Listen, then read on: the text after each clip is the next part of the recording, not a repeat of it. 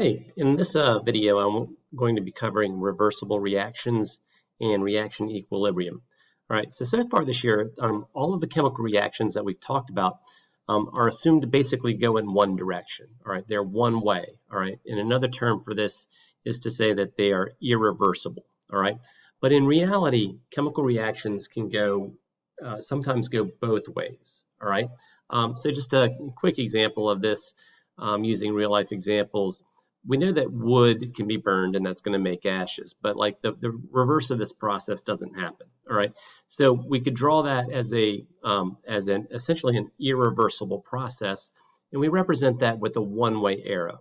All right, but we also know that there are types of processes where things can go both ways. All right, for example, water can be frozen into ice, but ice can also melt to create water. All right, so to indicate the fact that this can go both ways, is to show this double arrow here. All right. One thing to note about reversible reactions is that the meanings of reactants and products becomes a little ambiguous, because if the thing on this side right here can become the thing on the left side, well, if you're melting ice, then ice is the reactant. That's what you have in the beginning. So in general, when people say reactants and products as it applies to a reversible product, what they really mean is that the reactants are just the things on the left and the products are the things on the right. But remember, if this thing is in reverse, the thing on the right is actually the reactant. All right, so just keep that in mind. But people do use reactants and products. It's just that it means left versus right. All right.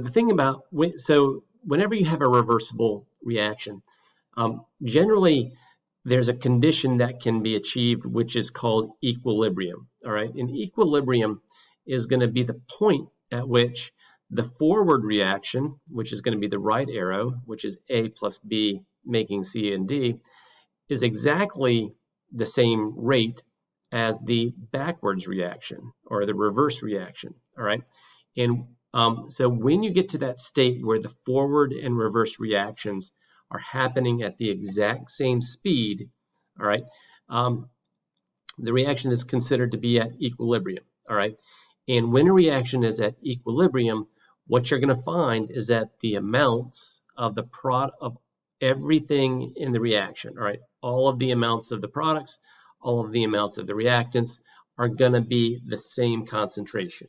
All right, so we're used to this idea when, in the beginning you have all of the thing on the left and in the end you have all of the thing on the right. But in a reverse, in a reversible process, you can mix A and B, but eventually it gets to a point where you have all of the reactants and products at some measurable amount. All right, and so this is going to stay constant over time. One thing I want to stress about equilibrium is that equilibrium does not mean that the amounts of the products equal the amounts of the reactants. All right, you could have an equilibrium where you have 99% of your chemicals being the stuff on the right and only 1% being the stuff on the left. All right, but at equilibrium, what's going to happen is that it's going to remain 99% over here and 1% over here. That's not going to change. All right. All right. So how do chemists represent where this equilibrium is? All right. So as we mentioned before, you could have an equilibrium where there was 99% of this stuff right here and 1% of this. All right. You could have the reverse where it was 99% of this stuff over here and 1% of this over here. Or you could have, it's possible that you could have 50% of this stuff over here and 50% of this stuff over here. All right. So how do we express where that equilibrium is? All right. So the way that we do that is with what's called an equilibrium constant. All right, and it's represented as KEQ.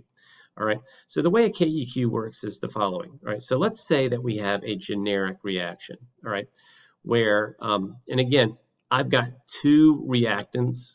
And I've got two product chemicals, but it doesn't have to be that way. We could have had two things on the left and only one thing on the right, where you just have C, all right? You would not have D, all right? And we'll give some examples of that in just a second. But you take whatever is on the left, all right, and this is going to be the molar concentration of C, and you're going to raise it to the exponent to some exponent, and that exponent is going to be the coefficient in the balanced reaction. All right, same thing with this. This is the concentration of D raised to its coefficient in the balanced reaction. And in the denominator, you're going to do the same thing with the left side. All right, I'll say the reactants, but again, what we mean is the left side of the equation. All right. So the meaning from this comes in what the value for KEQ is. All right. So let's think about something where you have a large KEQ. All right. When I say large, what I mean is greater than 1. All right. Think about how a fraction becomes greater than 1. The way that a fraction is greater than 1 is that the numerator is larger than the denominator. All right. So when the KEQ is greater than 1, what that means is that at equilibrium, you're going to essentially have more of the stuff on the right side than on the left side. And that's because you have a large numerator and a smaller denominator. And that's what gives a large KEQ. When that happens, that reaction is said to favor products, all right, which means you're going to have mostly this stuff over here, all right?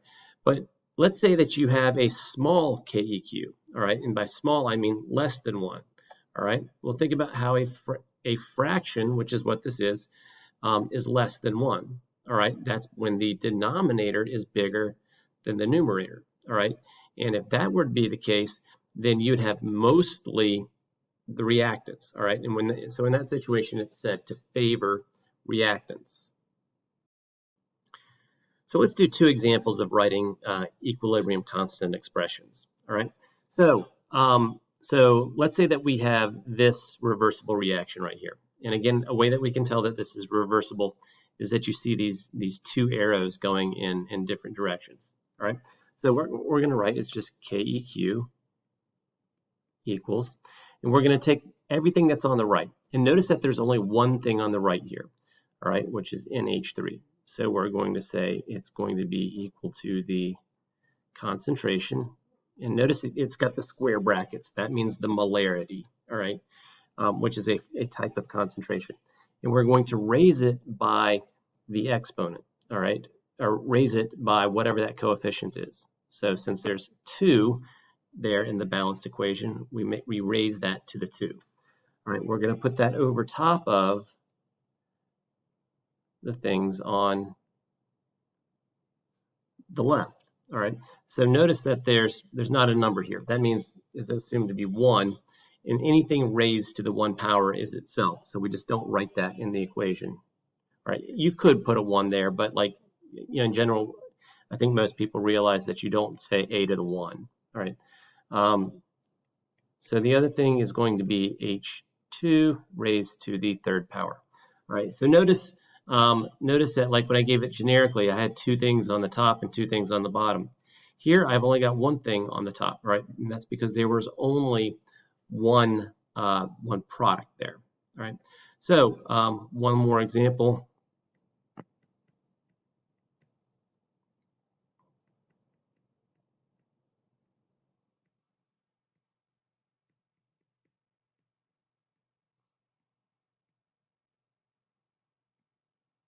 Right.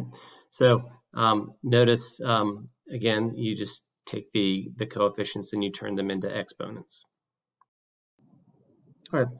So going along with reaction equilibrium. All right. So just because something is at equilibrium doesn't mean that you can't disrupt the equilibrium. All right.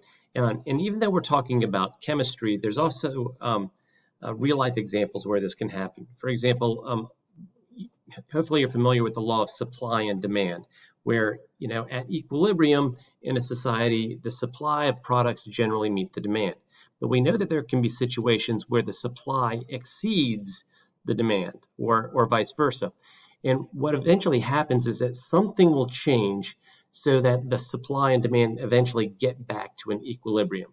For example, if the supply is too high, people will stop making the product until that equilibrium between supply and demand gets restored. All right. The same type of thing happens with reactions. All right. If you do something, if something is at equilibrium and you do something to disrupt that equilibrium, there's this thing called Le Chatelier's principle, which says that the reaction will respond to restore the equilibrium. All right. So I'm going to try to give a relatively simple example of this. Let's assume we have this generic reaction right here. And let's assume that, so this is its KEQ expression, and we're going to assume that the KEQ is 1. All right. So if you think about it, how is it that something, an expression would equal 1? That would mean that the stuff on the top equals the stuff on the bottom. All right. So what would happen if this thing is at equilibrium, all right, which means we got, relatively equal amounts of this stuff over here as we do this stuff over here, and we were to add some product, all right? If we were literally to take some C or D and add it to the reaction mixture, all right? Well, what that's going to do is that's going to temporarily increase the amounts of the stuff in the numerator. So this number will no longer be 1. It will be greater than 1, all right? But remember what the equilibrium condition is. The equilibrium condition is when this fraction right here equals 1. All right. So what happens if this fraction right here wants to be 1, but at a given moment it's greater than 1?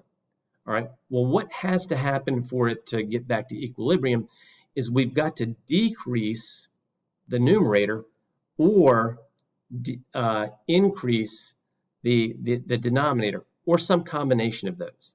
All right.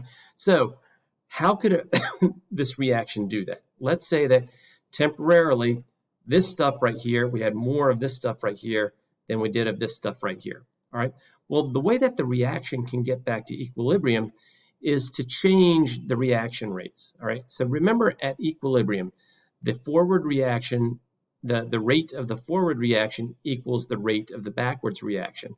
Well, what would happen if we temporarily sped up the reverse reaction? All right, so we made it so that the reverse reaction was happening a little bit faster than the forward reaction. Well, what that's going to do is that's going to eventually reduce the amount of this right here, because once they react, you don't have these things around anymore. So that would reduce the amount of this. And so since you're making some of this in that process, that's going to increase the numerator. All right. So by doing that, you're eventually going to get back to that equilibrium condition where the amount that you have of the stuff on the bottom is equal to the amount of the stuff on top. So that's an example that where I use the math to kind of explain why it happens. Basically we want this fraction to be 1, and the reaction is going to react in a way to get things back to that number. But we can sum up the general effects pretty easily.